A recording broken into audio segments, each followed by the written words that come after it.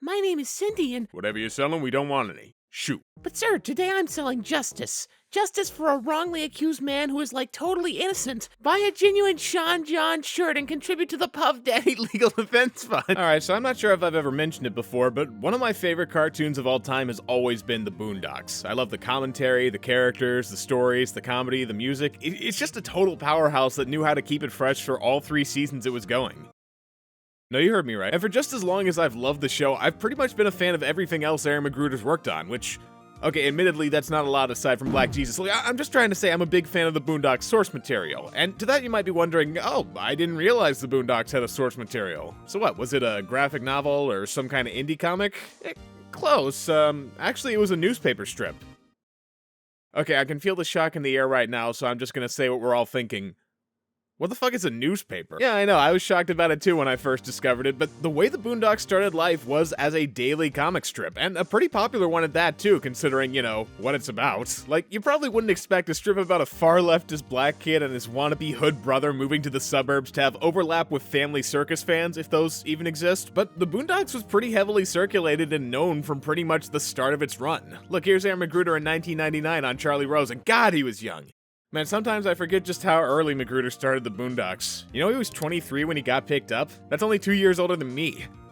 Still got time. And you could really tell just how young McGruder was by reading the strip. I mean, not because it was super basic or anything, the guy's pretty much always been writing like he's a decade older than he actually is, and I mean that in a good way, but with the early Boondocks comic strips, you could see he was trying to take the medium somewhere new. It was edgier, smarter, maybe one of the only strips I know that took from anime for inspiration for its art style. And with just how often he liked to joke about censorship or standards and practices holding him back, it was clear no matter how much he tried to innovate, there'd always be a wall that kept him from going as far as he wanted to. And keep in mind, he made it pretty far given the circumstances. There's not too many strips I can think of where Jar Jar Binks shows up as an Uncle Tom and as a Marxist revolutionary. You know, he went about as far as a format that made him censor the word damn would probably allow. But there was still a restriction to comic strips that made McGruder excited when he finally sold his idea for a show to Adult Swim in 2004. And from there, the rest is basically history. McGruder worked intensively on the show, which eventually made him slow down the comics until he stopped entirely in 2006. The show was allowed to do more and got a following that eclipsed the strip in popularity and relevance, which might have had something to do with how much you didn't need to search through one of those paper news things to find them. And nowadays, if you ask most people if you've heard of the Boondocks, they're gonna ask if you're talking about the show, never the comic. Hell, they're probably more likely to ask if you meant to say the Boondock Saints. God, why did I write this? My audience isn't gonna get that. But does the show really deserve to overshadow the comic for being just that much better? Like, seeing as it had more creative freedom, most people are kind of quick to assume it's just the next step up by default, but man, I'd be lying if I said I didn't think there was some great stuff from the comic that got lost over time, if not instantly into transfer. Of course, McGruder always came in knowing he wanted to do some things differently and aim for a bit of a younger crowd with the show, so naturally there's going to be some pretty major things that set him apart, but I still think there's a lot to say about it as an adaptation and how those changes affected the show both for better and for worse. And hey, as an upper middle class honky raised on the mean streets of Hartford, Connecticut, I don't think there's anyone in this community more suited to tell you how than me. Now keep in mind, I love the stripping series just as much for separate reasons. They're some of my favorite shit from either medium, so it's not about saying one's bad and one's good or anything, but huh? Oh, hey Treek. So, how's that Daria video coming? Fuck you, man. Yeah, that's what I thought. Fucking coming to my channel, sucking my dick, calling me gay. Well, in the words of Riley Escobar, fella, you gay.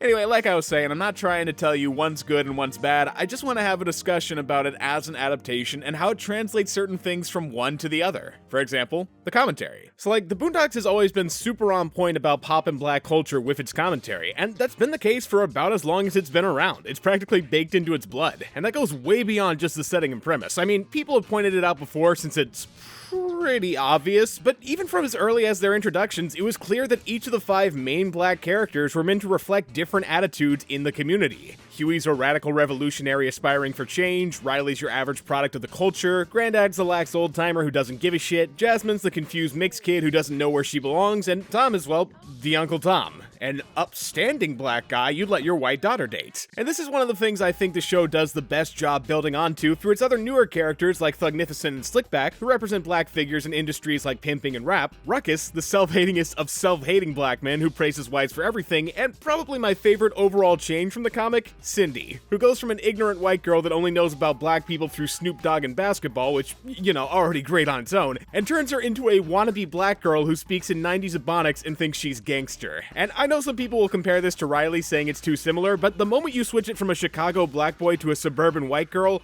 that changes everything. And outside of characters, the same is true for how you go about writing commentary when you switch it from a comic strip to a series, seeing as with a daily strip, you're able to comment on issues really quickly as they develop. So the Boondocks comic pretty much did that constantly, talking about new movies that were out, celebrity drama, political shit, and it all worked both in and out of context since it knew not only how to keep itself funny without relying on references, but it also did such a good job explaining the subject you were never lost. It's very in-depth. But with a series though, it's different because unlike daily strips where usually they're done maybe 2 or 3 weeks before they're published, a TV show episode can take between 6 months to a year after being written to get animated. And with the Boondocks specifically, it took even longer since Magruder was such a perfectionist. Like true story from Carl Jones apparently, when the studio was drawing backgrounds of trees based on pictures he and Magruder had taken, if even one leaf was cloned from another, Magruder would send the backgrounds back. So yeah, obviously they couldn't take the same route as the daily strip with commentary unless they wanted to look really fucking outdated when it finally aired. So as a bit of a compromise, the show's done in a way where it'll comment on more general black issues that keep coming up, mixed with a couple pop culture references here and there as essentially set dressing. So like, one episode might make fun of the R. Kelly trial and do a few sorta dated gags about that, but more than that, it'll be a commentary on how often black celebrities who get arrested are supported, even if it's clear they did what they're accused of, as long as they make something people like. And look, I'll be honest, it doesn't always work quite as well as the trial of Robert Kelly. Certain episodes like The Real or Tom, Sarah, and Usher kind of stay dated despite their commentary for how much they're rooted in making fun of Pimp My Ride and 2000s R&B, but I think it's clear the show really finds its groove over time by going from writing episodes around specific shit in pop culture and politics to, well, early memes, which I realize nowadays sounds fucking disastrous. I wouldn't blame it if some of you were having Akira flashbacks to Powerpuff Girls 2016 right now, but considering this was starting in 2007 or so, back when meme was barely even a word, and most shows didn't even know what they were since they're chronically 5 to 10 years behind everything, this was actually a really new concept that was way ahead of its time. And again, they weren't relying on the fact these were memes to be funny. The staff was just taking ones they thought said something about black culture and used them as the basis for a whole new narrative. And this ended up working extremely well, since unlike most other forms of pop culture, memes can be completely disconnected from the need for context. So as a result, you don't need to be familiar with the thing it's referencing to enjoy it. I mean, sure, I guess if you know about can a teacher borrow a pencil or 7-year-old steals his grandmother's car, that could add something to the S word and smoking with cigarettes, but at the end of the day, neither of those episodes need you to know the meme to get what they're saying. It's the type of commentary that transcends the need for context while still being relevant. For reference, this was back when memes had a lifespan that actually lasted for months or weeks instead of like a couple hours. And well, like I said, the strip also kind of does this by giving context. I gotta say, I prefer this over a million really expository strips where Huey's just sitting in front of a TV listening to idiot reporters. Yeah, it's a little less restrictive. And really, that was one of the main goals with switching to TV. There was more they could do. And I don't just mean that in the typical violent, swearing commentary way, I also mean it in terms of size. Since, well, yeah, the strip had a few connected arcs and storylines, it was mostly stuck to 3 to 4 panels at a time. So Magruder had to know how to condense it all into simple enough scenarios that anyone could get it. And this affected how the strip ran and felt, with it having this really relaxed atmosphere that mostly focused on down-to-earth moments of Huey or Riley going about their lives when it wasn't doing parodies or playing around with the format. And Magruder was sort of restricted to that not just because of the length, but how often he had to put them out, which kept him from going really far out there with shit he'd have to draw a bunch of new assets for. Actually, funny thing about that, if you pay attention to the line quality, there's a load of strips where he's just clearly reusing the same heads or bodies from older ones. And seeing as most of them were just 2 characters talking, I can get why. There's only so many ways you can draw the exact same thing without going crazy, although Garfield tries to prove otherwise. And check that off the list. The setup just didn't give him the room to have that much going on, so instead the variety was mainly in the humor, which came from how characters viewed everyday things through their perspective, making fun of current events and the people that follow them, or the disconnect between what kids assume they want/have to be based based on the culture they grew up with and who/what they really are. And it was great. But with the show, Magruder suddenly had everything he'd ever wanted. More creative freedom, bigger budgets, wider deadlines, way longer runtimes, and so him and his crew took every opportunity they could to go bigger than they had before. Like, instead of writing a strip where Huey looks at a news report on the R. Kelly trial, they could have him and other characters at the trial and turn it into a parody of courtroom dramas. Instead of making fun of gangster rappers through how Huey and Riley see them, they could actually make parodies of those rappers and have them interact with them. So as you can imagine, the first noticeable thing to really set the show and strip apart was the scope, which through the show let them do way more over-the-top things, experiment way more with their stories, and add way more characters to further the commentary. You know, I already mentioned a couple before, but to just list the main ones again: Ruckus, Ed Once of the Second and Third, Rummy, Gangstalicious, Thugnificent, Leonard, A Pimp Named Slickback, Stinkmeaner. Some of the most iconic characters were all made up for the show.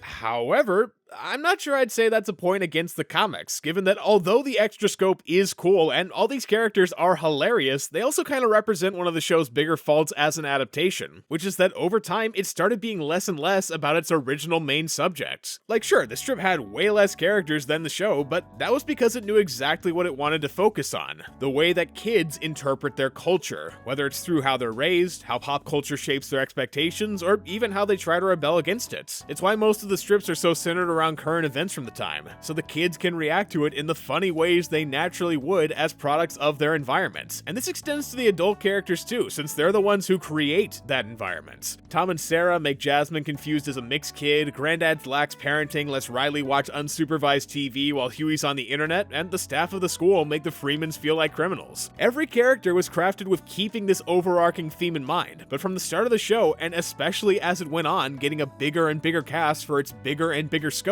that initial chill vibe and focus on the kids' perspective got less and less prominent. Not that the kids weren't around less or anything, just that the narrative seemed to care less and less that they were kids with obvious limits. Like, one of the main jokes from the comic was that Riley talked about being a thug while Huey always screamed about revolution, but they couldn't actually do anything since they're 8 and 10 years old respectively. So all Huey can do is publish a newspaper with 9 readers, and all Riley can do is change his street name from Timid Deer Lane to Notorious Big Avenue. And these jokes are important since they established that while they've been shaped to present themselves like their ideas of what cool or strong people in their community look like, there's only so far they can go to imitate it as kids. So Riley isn't a gangster and Huey's got zero power. The fact that there are episodes about both these concepts should probably tell you something. And listen, I'm not trying to knock these episodes, because on their own they're super funny and entertaining, and by the end of them they do reinforce that they aren't quite cut out for this, but I think the fact they could get into these situations in the first place is a good representation of just how far the series gets from treating them like the kids they are. You look at season 1, there's maybe 7 out of 15 episodes where the fact they're kids who can't do much plays a big part in the story. Go to season 2, it's down to 5. Season 3, around 3 at most. And season 4, it doesn't exist, but you get what I'm saying. The series just stopped being about the way kids react to shit after a while, so it could reach a wider set of topics. And you know, on one hand, I get the benefit of that. I love Thugnificent and Stinkmeaner episodes as much as the next guy. Ruckus pretty much speaks for himself. We get to see more from characters we normally wouldn't, but I don't know. When you're reading the comic strip, it feels like it's got a really pointed identity. You always know what the thesis is. Inner city kids move to the suburbs and deal with culture clash. But when I try to sum up the show to my friends, that doesn't feel like the right description, since even in season 1, they were sort of drifting from that concept. And by season 3, it's anybody's guess. One episode, Grandpa's getting recruited by Tyler Perry to star in his newest play. The next, it's fucking Mad Max because everyone thinks salmonella is some viral disease. And like, to reiterate, this isn't me dissing the show. Fried Chicken Flu is another one of my favorites, almost in spite of myself, just for how much I love the characters in it. But it does really demonstrate how much the show's deviated from its roots, and I think that sucks, since some of the best moments in the series are when Huey has to confront how fucking powerless he is. Like, how many times have you seen that "you do what you can" quote being thrown around? Or that episode where Huey's completely hopeless trying to save a wrongly convicted guy? The first season especially knew how to come up with some really powerful, emotional moments in between all the commentary that helped give the Boondocks a heart on top of a brain. And it was all through dealing with the issues black kids have reacting to their culture and what it says about them. Riley was here about him learning to use his love for tagging to make something personal. A Huey Freeman Christmas about his words being censored by people who don't understand it but hold all the power. The block is hot about Jasmine being exploited so she can keep holding on to her dream. These were always some of the most memorable episodes to me that did the best job representing what the comics were about. And the thing is, it didn't have to be just one or the other. There were a couple episodes that showed the two could exist in harmony. The story of Gangstalicious Part 2 is probably the best example of this, since it has some of that insanity and broadness from the later seasons, covering stuff like trends in black spaces, fashion, homophobia, that sort of thing, but it's also got a more personal story on the same subjects by showing how it's viewed through Riley. And for me, that would have been pretty much the ideal setup for keeping the sides balanced. Comment on the culture through as many ways as you want, but always show us how the kids are reacting to it and what they're taking away. Not like they'd have to do that for every episode, they could still keep the variety, but I just can't stop thinking about how much better something like the trial of R. Kelly could have been if we got more of Riley's perspective, or Huey's perspective not just as a mouthpiece but as a kid. Imagine how much more Pods could have made fun of Tyler Perry if Riley and Huey actually mattered to that. You know what the problem is?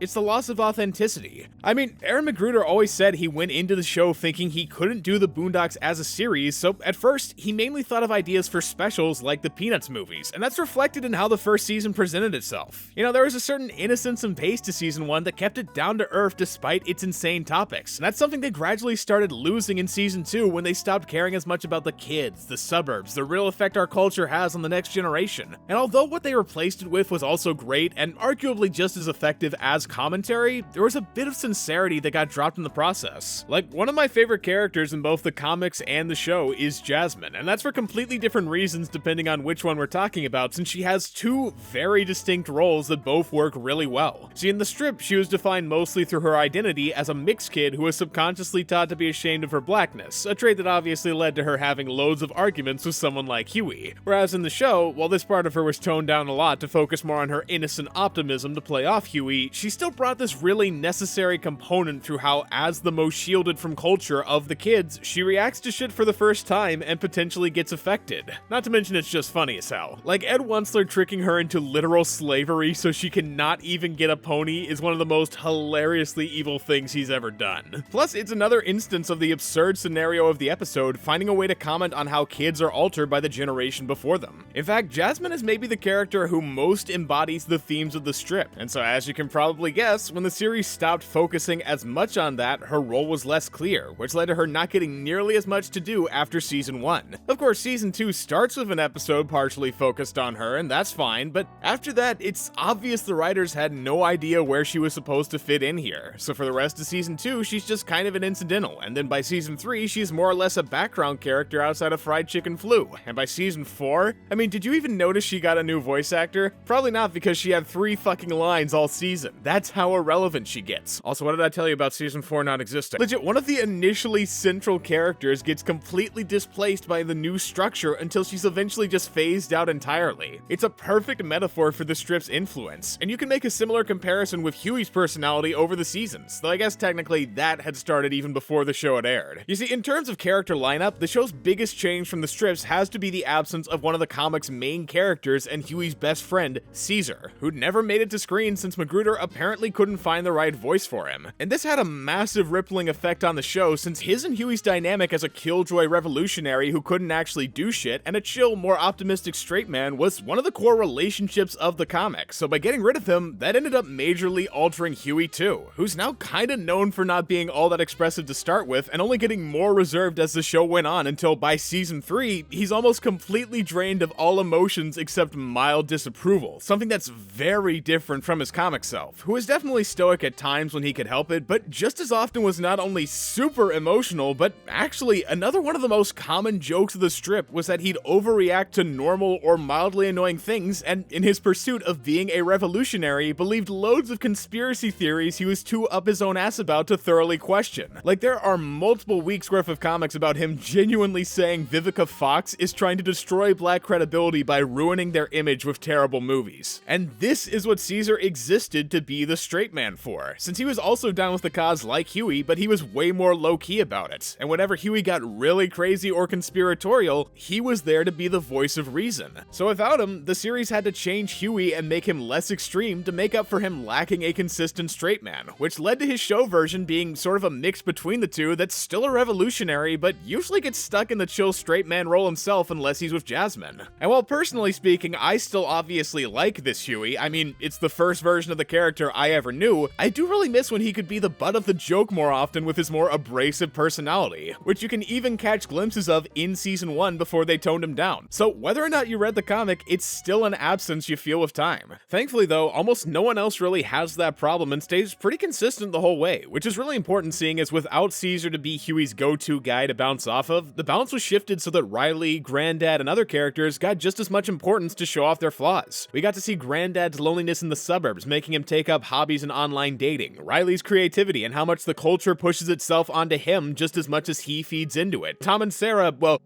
they just kind of got more passive-aggressive with time, but it's funny, so who cares? Hell, even initially incidental characters like Ruckus and Thugnificent got depth later on that you'd probably never expect from them in the comics since they're allowed to get focus. And I think that really speaks to the crux of this whole video and the question I'm asking. Since while yes, there are a lot of things this show arguably changes for the worse that take away from the strip's identity or don't quite capture its spirit, there's also a lot it brings to the table with those changes that someone could just as easily prefer depending on what they like. It's how I'm able to criticize both of them as much as I have and then turn around to praise them in the same breath. They're both great experiences, but they use their mediums to completely different advantages. So when you get down to it, I guess it's up for you to decide. Just fucking kidding. What, you thought I was gonna talk for 20 minutes about this and end on a cop-out like that? Give me a fucking break. But yeah, if you want my overall opinion, I think the show does a bunch of great things and makes loads of understandable choices, but it still lacks a certain atmosphere and focus, especially after season 1, that only got more and more pronounced as it slowly lost the plot to keep up with its constantly growing cast and budget. For sure, it's always gonna be one of my favorite shows, but I don't think it's a great adaptation. And if you disagree with that, blame Quincy Jones.